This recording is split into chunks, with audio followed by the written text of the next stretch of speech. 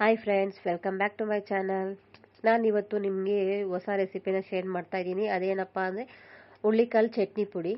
ಬನ್ನಿ ಅದಕ್ಕೆ ಏನೇನು ಬೇಕು ಅಂತ ತೋರಿಸ್ತೀನಿ. ಇವಾಗ ನೋಡ್ಬೋದು ನೀವು ಇಲ್ಲಿ ನಾನು ಹುಳ್ಳಿಕಾಳು 1 ಕಪ್ ತೊಗೊಂಡಿದ್ದೀನಿ. ಅದಾದಮೇಲೆ ಕೊಬ್ಬರಿ ತೊಗೊಂಡಿದ್ದೀನಿ. ಹುಳ್ಳಿಕಾಳು 1 ಕಪ್ ಅಂದರೆ ಕೊಬ್ಬರಿ ಕೂಡ 1 ಕಪ್ ತೊಗೊಂಡಿದ್ದೀನಿ.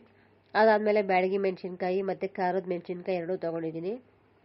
ಅದ್ರ ಜೊತೆಗೆ ಒಂದು ಸ್ವಲ್ಪ ಕಡಲೆಬೇಳೆ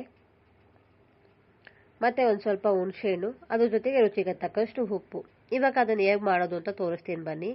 ಇಲ್ಲಿ ನೋಡ್ಬೋದು, ಒಂದು ಪ್ಯಾನ್ಗೆ ನಾವು ಹುಳ್ಳಿಕಾಳನ್ನ ಚೆನ್ನಾಗಿ ಹಾಕ್ಕೊಂಡು ಫ್ರೈ ಮಾಡ್ಕೋಬೇಕು. ಯಾವ ರೀತಿ ಅಂದರೆ ಕರಮ್ ಅಂತ ಇರಬೇಕು ಹುಳ್ಳಿಕಾಳು, ಆ ರೀತಿ ಫ್ರೈ ಮಾಡ್ಕೋಬೇಕು.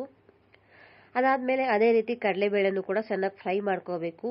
ಅದಾದಮೇಲೆ ಒಣಗಿದ ಮೆಣಸಿನ್ಕಾಯಿ ಮತ್ತು ಬ್ಯಾಡಗಿ ಮೆಣಸಿನ್ಕಾಯಿ ಏನಿತ್ತಲ್ಲ ಅದನ್ನು ಸಹ ಚೆನ್ನಾಗಿ ಫ್ರೈ ಮಾಡ್ಕೋಬೇಕು. ಅದಾದಮೇಲೆ ಹುಣಸೆಹಣ್ಣು ಏನಿತ್ತಲ್ಲ ಹುಣಸೆಹಣ್ಣು ಸಹ ಫ್ರೈ ಮಾಡ್ಕೋಬೇಕು.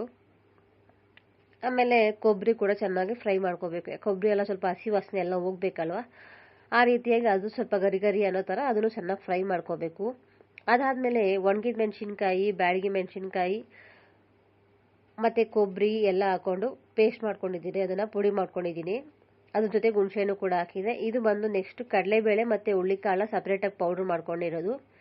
ಇವಾಗ ಏನು ಪೌಡ್ರ್ ಮಾಡ್ಕೊಂಡಿದ್ವಲ್ಲ ಅದನ್ನು ಎರಡನ್ನೂ ಮಿಕ್ಸ್ ಮಾಡಿಕೊಂಡು ಚೆನ್ನಾಗಿ ತಿರ್ಗಾ ಮಿಕ್ಸಿಗೆ ಹಾಕೋಬೇಕು. ಈಗ ಕೊಬ್ಬರಿ, ಒಣಗಿದ ಮೆಣಸಿನ್ಕಾಯಿ ಎಲ್ಲ ಹಾಕೊಂಡು ಮತ್ತೆ ಮಿಕ್ಸ್ ಮಾಡಿದ್ವಲ್ಲ, ಅದು ಮಿಕ್ಸ್ ಆದಮೇಲೆ ತಿರ್ಗಾ ಇನ್ನೊಂದ್ಸತಿ ಮಿಕ್ಸಿಗೆ ಹಾಕಿ ಉಪ್ಪು ಹಾಕ್ಕೊಂಡು ಚೆನ್ನಾಗಿ ಫ್ರೈ ಮಾಡ್ಕೊತಾ ಬಂದರೆ ಈ ರೀತಿಯಾಗಿ ರೆಡಿಯಾಗಿರುತ್ತೆ ಹುಳ್ಳಿಕಾಳು ಚಟ್ನಿ ಪುಡಿ. ಇದಕ್ಕೆ ಅನ್ನಕ್ಕೂ ತಿನ್ಬೋದು, ತುಪ್ಪನೂ ಹಾಕ್ಕೊಂಡು ಬಿಸಿ ಅನ್ನಕ್ಕೂ ತಿನ್ಬೋದು, ಚಪಾತಿ, ಇಡ್ಲಿ, ದೋಸೆ ಎಲ್ಲದಕ್ಕೂ ಹಾಕ್ಕೊಂಡು ತಿನ್ಬೋದು ಇದನ್ನು.